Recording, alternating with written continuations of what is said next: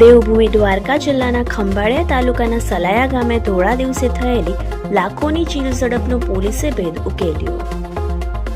Money transfer વેપારી કિરીટ બદિયાણીના હાથમાંથી 7 લાખની રોકડ ભરેલો થેલો 2 શખ્સો લઈને ફરાર થઈ ગયા હતા. બનાવના પગલે સલાયા વિસ્તારમાં ભારે ચકચાર મચી જવા પામી હતી. ઘટનાની ગંભીરતાને લઈને જિલ્લા પોલીસ વડા જયરાજસિંહ વાળાના માર્ગદર્શન હેઠળ એસઓજી, એલસીબી, સ્થાનિક પોલીસની સંયુક્ત ટીમે તાત્કાલિક તપાસ શરૂ કરી હતી.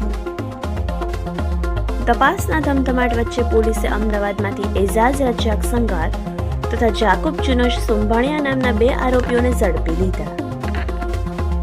મુખ્ય આરોપી એઝાઝ સંઘાર 16થી વધુ ગુનાઓમાં સંડોવાયેલા હોવાનું બહાર આવ્યું.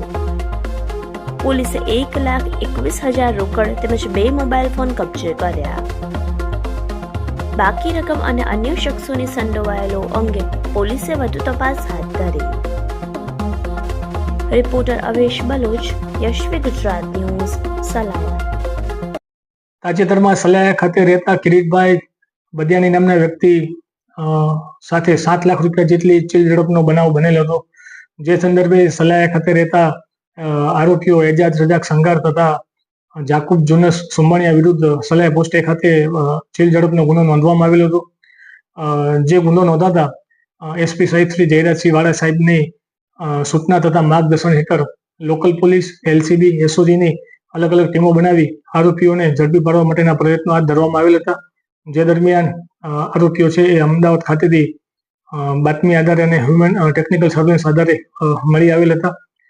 બંને આરોપીઓની પૂછપરછ દરમિયાન આરોપીઓ પાસેથી 2 મોબાઈલ ફોન કબજે કરવામાં આવેલ છે તેમજ 1,21,000 જેટલા રોકડ રૂપિયા છે એ કબજે કરવામાં આવેલ છે. હાલ બંને આરોપીઓ રિમાન્ડ ઉપર છે અને તપાસ ચાલુમાં છે. પકડાયેલ આરોપીઓ પૈકી એજાજ રજાક સંઘાર નામના આરોપી વિરુદ્ધ 16 જેટલા મારામારી તથા મિલકત સંબંધી ગુનાઓ છે એ નોંધાયેલા છે.